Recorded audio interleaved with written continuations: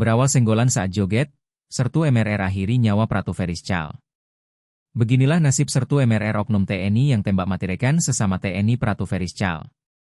Adapun TNI tembak TNI yakni Sertu MRR dan korban Pratu Feriscal di Palembang menjadi sorotan publik.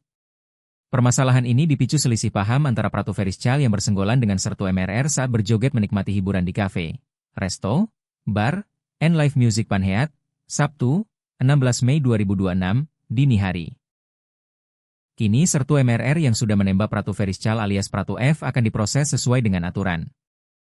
Hal ini dipastikan Kodam 2 Sriwijaya yang memastikan proses hukum terhadap Sertu MRR.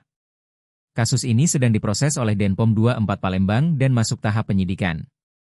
Sesegera mungkin berkas perkara MRR dilimpahkan ke Otmil I05 Palembang. Sedangkan perkara DS akan dilimpahkan ke Polrestabes Palembang. Diketahui DS adalah warga sipil yang menyembunyikan barang bukti sen pirakitan. Barang bukti itu ditemukan penyidik Denpom 24 di rumahnya. Kodam 2 Sriwijaya menegaskan komitmen untuk menindak tegas segala bentuk pelanggaran hukum prajurit sesuai prosedur yang berlaku.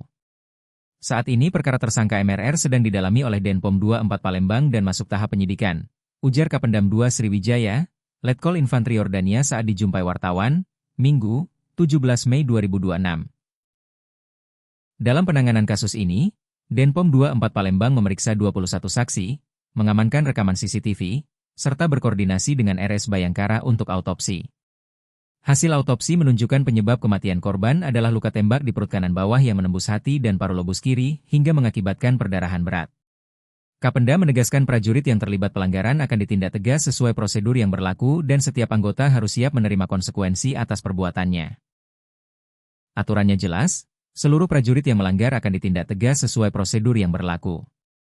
Setiap anggota juga harus siap menerima konsekuensi, tutupnya. Tersangka Sertu MRR berhasil diamankan saat berada di area parkir RS Bayangkara, sedangkan DS diamankan di rumahnya. Dari hasil penyelidikan sementara motif penembakan itu terjadi lantaran selisih paham dan cekcok yang menyebabkan perkelahian berujung penembakan. Motifnya selisih paham. Tidak saling kenal, tersangka dengan korban, kalau saling kenal mungkin ini tidak bakal terjadi, katanya.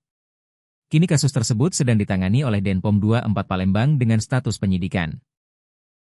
Sedang didalami oleh Denpom 24 Palembang, tutupnya.